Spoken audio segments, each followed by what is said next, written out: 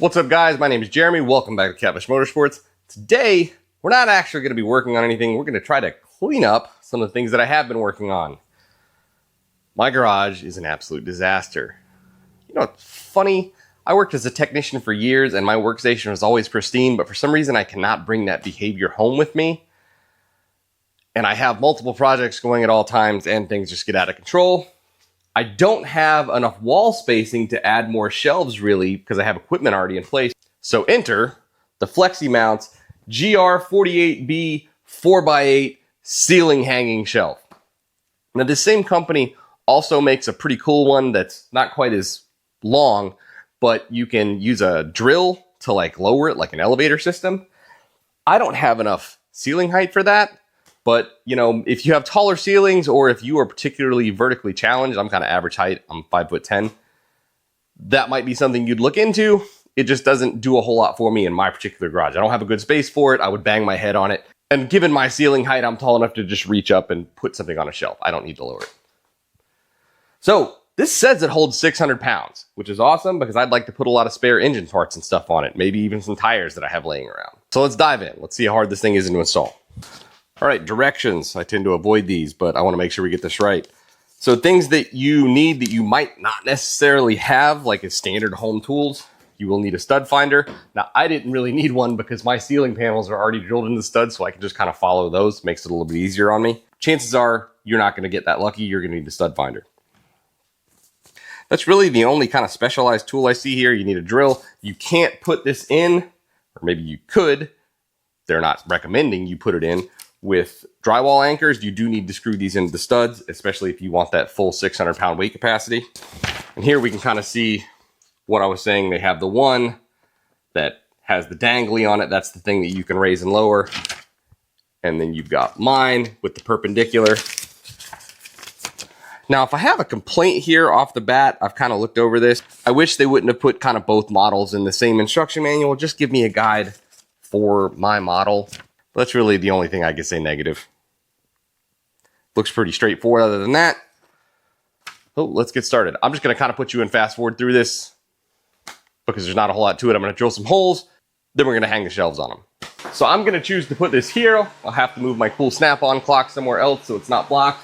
But I already have a workbench here, obviously, and it would be hard to hang wall shelves because my wall has the stud sticking out, so it's not flat. So this is kind of a perfect solution to be able to hang this and have a nice sturdy shelf over my workbench when I've got a window in the way and the studs aren't the same. So wall shelving would not be good for me here.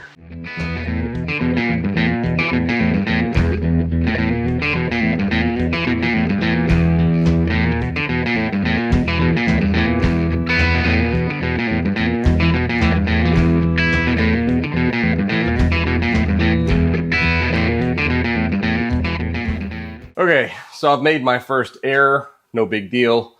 But when you're doing the perpendicular shelf like I am, your hanging down piece is actually going to come from the middle. So I've got this measured 8 feet from here to the other end. This actually needs to mount like over here. So, because I've got something in the way, so I can't go further that way. So this actually, I have to drill one extra set of holes on this stud here. And then this is going to hang down in the middle, which is a little bit of a bummer. I would have really preferred it to start right here. And I think I probably could make it work because obviously there's tons of slots. Just hang it from that first one. But then you're giving up the benefit of having your load spread equally, and you might not have that 600 pound capacity that we want.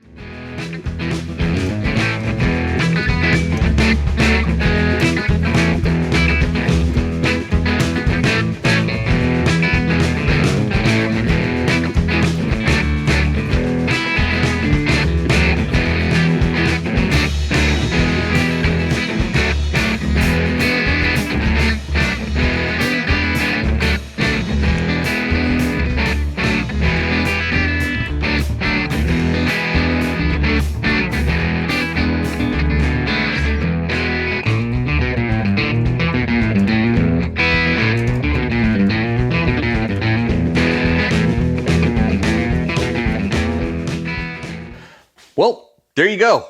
completed. I did, after I got it all put together, I decided that some of these bars were crooked, and so I just unhooked them from the top before I really loaded anything on, slid them to a better position. This is about as short as I could get it from the ceiling before, you know, our two bars here started running into each other. And it is from the ceiling to the bottom here, it's a touch over 23 inches, like 23 and a quarter. Personally, even though I do have some headroom here, this is probably 6 feet off the ground, and I'm 5'10", so it's like 1.5 inches, 2 inches of clearance. I wish it was a little bit closer to the ceiling for my particular needs. Now, I could see myself shortening these bars. I know a lot of people aren't going to be into that, buying their brand new nice shelves and hacking them to pieces. And I wouldn't recommend that you do, but that's something I could see myself doing. I have a chop saw and little to no conscience otherwise, so. Now, the company rep says that you can hang from this thing like a full-grown person. I was recently at the state fair, and a guy came up and put a ribbon on me out of nowhere. I said, "What's this for?" He said, "This is for being the fattest man in the state of Indiana." So this seems questionable to me, but we'll try it.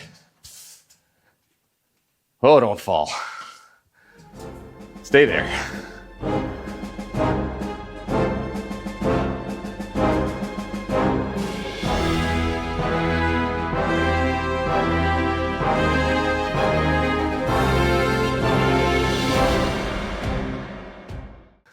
Fattest man in the state of Indiana, able to hang from it.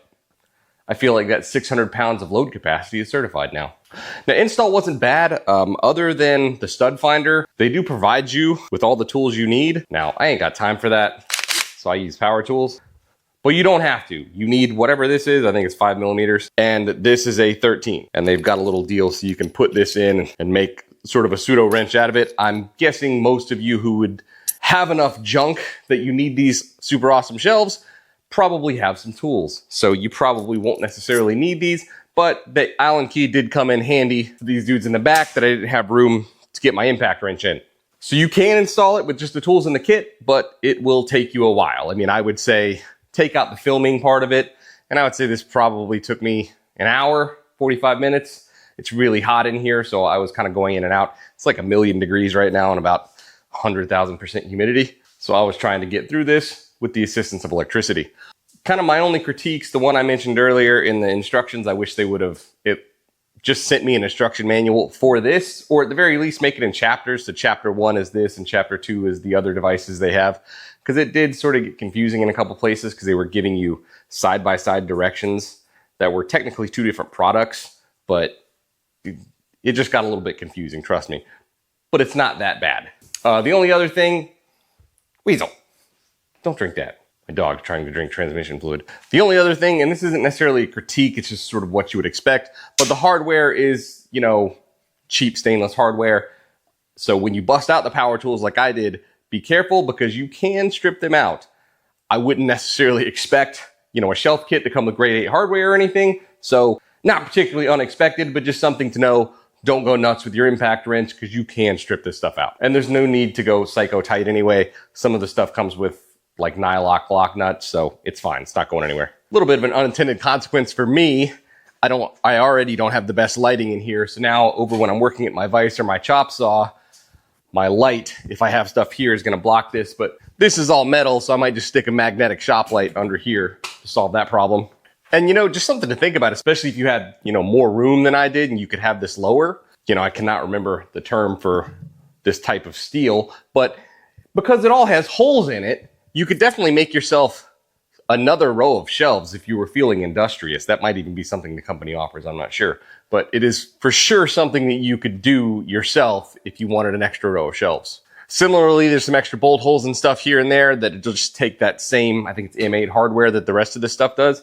So you could put hooks for hanging and all sorts of stuff. I don't really have that luxury because it's already too low, but that could be where I would mount the light, like I mentioned.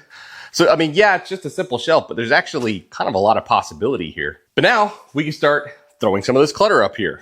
Chopped up header. Sure, why not? Electric fan. Kobe. Thanks for watching. Please like and subscribe. I'll I'll put a link to these in the description. Again, the company name is FLEXIMOUNTS and the model is GR48B. B as in Bravo. We'll see you next time.